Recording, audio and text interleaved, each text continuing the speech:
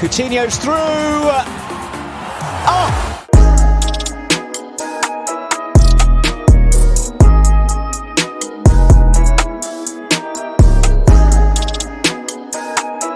Cara, como é que tu foi parar dentro de um caça? Porque assim, se eu quiser, eu não vou pra dentro de um caça. Eu já te convidei. Tu me convidou, eu peidei, né? Não, mas, porque assim, o que você me falou não foi muito convidativo também, né? Tu falou que eu ia passar mal pra caralho dentro do troço, porra. Não, eu falei que tem um saquinho, assim, pra te resolver qualquer parada. Então... Eu entendi isso daí. Mas assim, mas como que tu foi parar dentro de um caça? Olha, Igor, eu sempre quis ser astronauta. Isso era um sonho de infância que eu queria converter de alguma maneira, realizar. Pra ter certeza que a Terra é plana. Na verdade, isso nunca foi uma preocupação minha. Isso tá bem resolvido para mim. Mas eu queria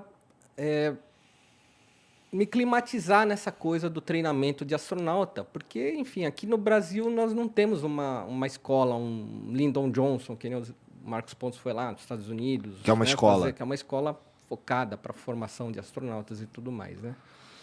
Então, quando o Marcos Pontes voou para o espaço, naquele momento eu falei, poxa, um brasileiro conseguiu, e eu achava que era impossível, era uma missão impossível para um brasileiro chegar no espaço algum dia. Aquilo foi um momento inspirador para mim, né, que eu capturei e falei, pô, eu já tinha largado essa ideia de ser astronauta, embora aquela coisa fica no seu íntimo, fica aqui no coração latejando, mas eu falei assim, é impossível, né, para um brasileiro, pô, não tinha a menor possibilidade disso acontecer. Quando o Marcos Pontes voou, eu falei, opa, será que existem caminhos? E aí eu passei a planejar uma carreira para poder ser astronauta. Tu viu, mas calma aí, tu viu o que ele fez ou você definiu novos, sei lá, planos? Foram novos planos, porque o que ele fez, por exemplo, ele ingressou na AFA, estudou em Barbacena, seguiu Força Aérea, ele seguiu um caminho que era o caminho popular na época, era esse, né? O mais orgânico de se seguir a carreira de astronauta era pelo caminho militar. Só que hoje em dia as coisas estão mudando, Igor. Então, hoje, o astronauta ele já é uma carreira civil já há um tempo, mas cada vez mais está se tornando uma carreira comercial. E aí que eu vi uma grande oportunidade, uma vez que o mercado privado está entrando na atividade espacial, na exploração. Hoje, o mercado espacial ele sobrevive de envio de satélites. Tá. E tem uns loucos, que nem o Elon Musk, fazendo loucura, né? Sim, o Elon inventando Musk, foguete que dá ré e tudo mais. O Elon Musk é o cara que entrou para criar uma disrupção nesse mercado fantástica, porque os custos eram astronômicos, né, para se levar qualquer coisa ao espaço. E ele teve a ideia de reutilizar os foguetes, que no caso chama-se boosters, né, que é onde está lá acoplado toda a engenharia, o motor, que é a parte cara, que antes se perdia, né, caía num ponto morto lá no Oceano Pacífico, que a gente chama de ponto Nemo, né? Então, peraí que tá ele cai sempre no mesmo lugar? Cai. Por quê? Eles programam para cair sempre naquele ponto do Pacífico, que é uma área que não dá merda. Entre o Chile e a Nova Zelândia tem a maior parte de espaço livre, digamos assim, né? Então, e aí a chance de dar merda, assim, se errar pra caralho o cálculo, não cai em terra firme. Não dá, a chance de cair na cabeça de alguém é minúscula, porque é realmente uma área, um campo enorme de vazio, né, de oceano. Então, ali é um cemitério de muitos foguetes ali, aquela região, né? Mas aí o Elon Musk teve a ideia de falar, pô, por que é caro? Bom, então, combustível, né? O oxigênio líquido, o hidrogênio líquido é um combustível que não se produz com facilidade. A produção é cara, a quantidade é uma quantidade limitada, porque não é em escala mundial como de automóveis e tudo mais. Então, acaba se tornando uma operação cara. Mas aí ele pensou nessa ideia, vamos reaproveitar o booster e se eu puder utilizar 5, 6 vezes, eu já estou caindo o custo absurdamente. Então, um assento que, para a gente entrar numa escala, né? O ônibus espacial americano, ele custava $1 bilhão a decolagem. Pra decolar. A decolar. Uma Challenger, uma Columbia, Caralho. né? Era aquele grandão, inclusive o Ciência Sem Fim usa Aham. na entrada do programa, o desenho dele. Aí chegou um momento em que a NASA começou a perder verba, e teve que terceirizar com os russos, né? Que tem uma base de lançamento no Cazaquistão. Eles terceirizaram, foi pra Rússia. Imagina essa Nossa. negociação, cara. Então, Imagina os caras negociando com os russos, os americanos negociando com os a russos. negociação é simples. Olha, custa $1 bilhão. Vocês fazem o mesmo por 100 milhões? Então a gente vai terceirizar com vocês. Como é que eles conseguiam fazer por 100 milhões? A grande pergunta é, tinha o pessoal lá da comitiva americana, quando já se sabia que ia se terceirizar com os russos, um cara fez exatamente a mesma pergunta para o comitê russo. Falou assim, como assim vocês conseguem fazer o mesmo que nós fazemos? Nós gastamos $1 bilhão, vocês 100 milhões, que segurança que vocês vão dar para os nossos astronautas? E a resposta, muito famosa, é: vocês americanos investem 10 milhões numa caneta antigravidade e nós levamos lápis.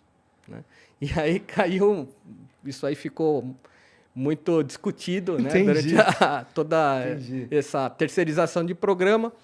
Na prática, eles barateavam detalhes, é isso? Sim, né? O russo ele tem uma vantagem em relação ao americano. O russo se parece um pouco com o brasileiro em termos de verba. Eles não têm verba para fazer grandes coisas. Então, eles tentam fazer grandes coisas com pouco. E conseguem.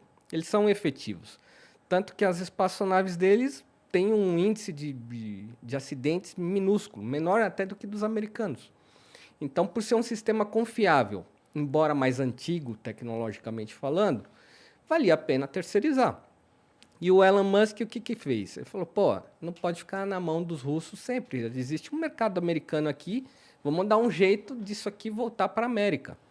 E essa reutilização, que não é só com a SpaceX, a Blue Origin também trabalha assim, é uma outra companhia que é a do Jeff Bezos, que é o dono da Amazon.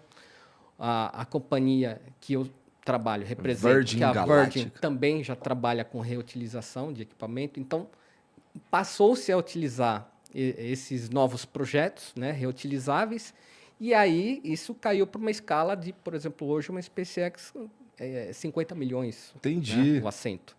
Então, de 100 milhões já caiu para 50, só você... De 1 bilhão caiu para 50 milhões. E a tendência é diminuir cada vez mais ao longo do tempo. Tem espaço para diminuir? Olha, em janeiro foram 10 lançamentos de foguetes, dos quais 7 americanos e 3 chineses. Né?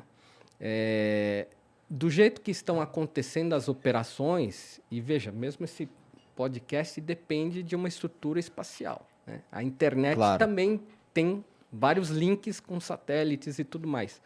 Então, do jeito que as coisas estão progredindo tecnologicamente, cada vez mais vai existir uma dependência do espaço. Né? Então, as pessoas elas não enxergam. Muita gente me pergunta, qual que é o objetivo, afinal, de ir lá para cima? Para que mexer lá com aquele lugar ali? Não deve mexer, a gente não tem que ir para lá. Eu escuto, às vezes, isso, né? E aí eu falo assim, olha, você gosta de futebol? Eu gosto. Então, geralmente, um futebol ao vivo, você está assistindo graças a um satélite lá que está propiciando a distribuição para todos os lugares do nosso país e às vezes do mundo. Que tu fosse falar que o futebol tem aplicação prática na sociedade e pro espaço não tem. Pensei que tu fosse falar isso, mas tudo bem. Não, é que na verdade assim, hoje, por exemplo, um aplicativo, eu cheguei aqui de Waze. Uhum. E o Waze, ele tem um satélite ali que está ajudando, está vendo o tráfego, está me dizendo qual é o melhor caminho. É satélite. A gente está sendo vigiado por muitos satélites que estão trabalhando para a nossa comodidade. Então, hoje, o espaço ele ajuda muito no nosso dia a dia e muitas pessoas nem percebem, né, essa participação. E outras tecnologias também, né, tecnologias médicas, por exemplo, com esse advento do Covid, em todo lugar que você entrava tinha uma pessoa com aquele... Com um termômetro. O termômetro, né, digital ali, sem contato. Esse termômetro ele veio da tecnologia espacial, que é a mesma tecnologia que se utiliza para medir calor de estrelas, que estão a milhares de quilômetros, né? Então, o espaço ajuda em diversas atividades que as pessoas desenvolver tecnologia para explorar o espaço desenvolver essas tecnologias tem aplicações práticas no dia a dia da gente. Muitas. Entendi. As pessoas não se dão conta, né? No calor do dia a dia, mesmo uma operação de celular tem também a atividade espacial envolvida. Então, você está lá mexendo no teu celular o dia inteiro, o espaço, graças a alguns satélites que estão no espaço, da Vivo, Claro, né? Realizando atividades comerciais para essas operadoras.